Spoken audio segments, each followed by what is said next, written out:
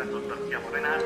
Buongiorno Renato, ben trovato. Buongiorno a te Ugo, naturalmente a tutti i nostri amici radioascoltatori. Insomma Ugo, così come abbiamo già detto nei giorni scorsi, abbiamo una novità importante che riguarda il Carbonia Calcio 1939. Sembrava un po' statico, insomma, la società nei giorni scorsi con il pubblico, anche diciamo una parte della tifoseria che era molto preoccupata, e invece lo scatto di reni dei soci che gestiscono il Carbonia Calcio in queste ultime ore, insomma, ha dato vita ad un nuovo direttore sportivo. Insomma, il Carbonia Calcio ha comunicato di aver perfezionato il tesseramento del direttore sportivo Andrea Colombino, 39 anni dopo aver svolto l'attività di osservatore professionista per squadre come Cagliari e Genoa. Ha cominciato l'esperienza da direttore sportivo nella Torres nel 2015-2016, culminata con una finale playoff in Serie D.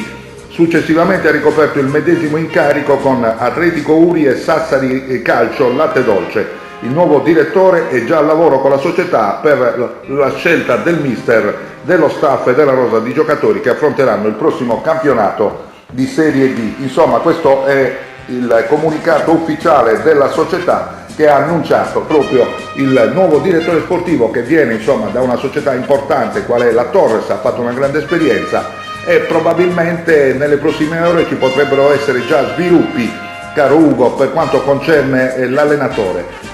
Io conosco già il nome, ma ho fatto una promessa: finché non è ufficiale non dirò il nome del mister che il Carbonia sta contattando in queste ore. Sembra ci siano già stati incontri fra le parti e sono molto vicini. Insomma, si sta discutendo, probabilmente si stanno discutendo gli ultimi dettagli. Potrebbe arrivare un allenatore che ha una grande esperienza nel suo passato, sia come calciatore sia come allenatore. Insomma, ha già guidato, posso dare questa informativa, ha già guidato qui in Sardegna la Nuorese e la Torres stessa, per cui sarebbe un grande colpo, insomma, dalla sponda sassarese proprio a Carbonia si verrebbe a creare veramente un binomio importante, direttore sportivo, allenatore. Vedremo cosa accadrà nelle prossime ore, Ugo.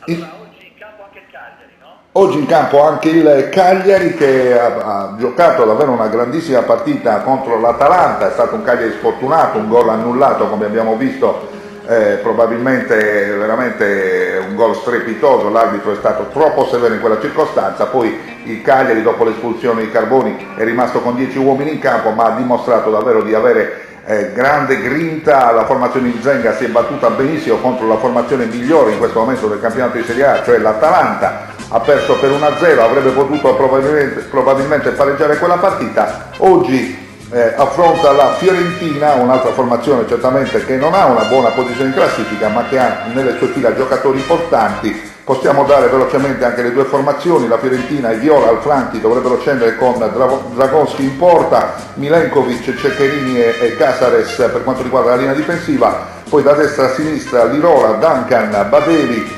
Castrovilli ed Albert. In attacco Vlahovic e Chiesa. Per quanto concerne i Cagliari, Zenga schiera Cragno in porta, sulla linea difensiva da sinistra a destra Clavan, Pisacane e Valukiewicz. Poi ancora a centrocampo Lico Giannis, Rog, Nandez e Mattiello, trequartista Nangolan, Gio Pedro e Simeone, le due punte della formazione cagliaritana, che occupa in questo istante, in questo momento insomma del campionato, la centroclassifica, posizione certamente ormai raggiunta la salvezza, 39 punti, potrebbe mettere ancora un po' di fieno in cascina da qui al termine della stagione. Insomma, gli auguriamo al Cagliari di terminare al meglio. Chiaramente secondo me non ci sono ambizioni per quanto riguarda la Coppa. Non so se altre domande. Possiamo chiaramente dire che potremo aggiornare prossimamente, nelle prossime ore, se ci dovessero essere novità per quanto riguarda il Carbonia Calcio, Ugo.